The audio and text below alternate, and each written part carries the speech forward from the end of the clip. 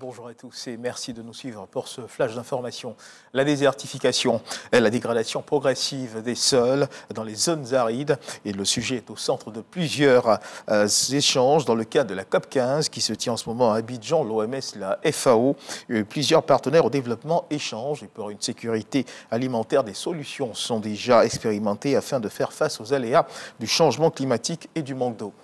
Dans l'actualité nationale, l'inspecteur général d'État Théophile Awa Ndoli a procédé à l'ouverture d'une session de renforcement de capacité des auditeurs et inspecteurs d'État de l'IGE. Ce programme qui se tient à l'Université internationale de Côte d'Ivoire, l'UICI, veut former les acteurs du contrôle de l'administration à la mobilisation des techniques d'analyse financière et de contrôle. Toujours dans l'actualité nationale, la Haute Autorité pour la bonne gouvernance poursuit sa campagne de sensibilisation et de renforcement de capacité des agents publics et des membres de la société civile en matière de lutte contre la corruption et des infractions. Des membres de l'ONG Griot du Peuple ont vu leur capacité renforcée sur cette problématique dans les locaux de cette institution. On en sait plus avec Danguina. Les membres de l'ONG dénommée Griot du Peuple suivent la présentation du dispositif de lutte contre la corruption élaboré par la Haute Autorité pour la bonne gouvernance avec visiblement beaucoup d'intérêt. La corruption, comme on vient de l'entendre, ça ne débute pas d'aujourd'hui. Bon, l'État fait tout son possible, mais ce n'est pas évident. Vraiment, il y a beaucoup à faire. Vraiment, il faut qu'il y ait des mesures de sanctions vraiment très sévères. Voilà, pour mieux lutter contre ce phénomène-là, il faut vraiment de la sensibilisation. Il faut que l'État mette vraiment les sous à la disposition des ONG, voilà, pour pouvoir faire la sensibilisation. Côté Haute Autorité pour la bonne gouvernance, on mise sur la formation, la sensibilisation sans négliger la répression dans le combat contre la corruption et les infractions assimilées. Cette lutte contre la corruption, c'est un combat de tous les jours. Il y a une manière d'approcher cela. La répression, c'est une autre forme de sensibilisation. C'est vous amener à déclarer votre patrimoine dans les délais prévus. Mais il y a aussi la sensibilisation qui, en termes d'éducation, qui permet à l'enfant de dire « Non, je viens de faire quelque chose qui n'est pas normal ».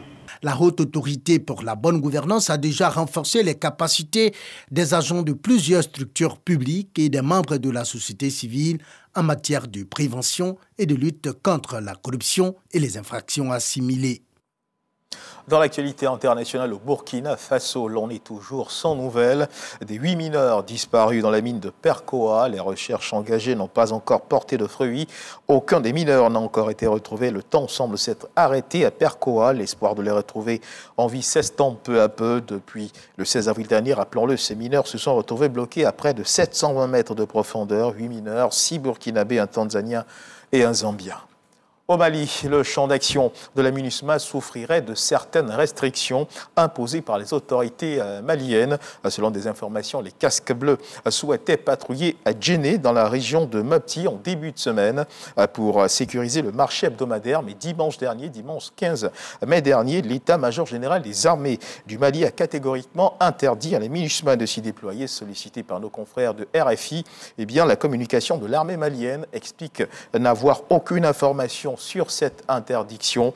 Depuis la mi-janvier, après l'arrivée des premiers combattants russes au Mali, une vaste zone d'interdiction de survol a également été imposée dans le centre du pays et progressivement élargie, des restrictions qui inquiéteraient donc la MINUSMA.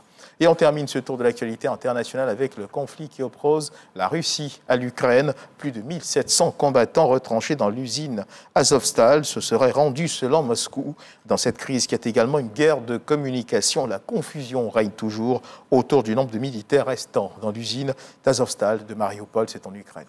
Voilà qui marque donc la fin de ce flash d'information. Merci de nous avoir suivis. Je vous retrouve à 13h pour le journal.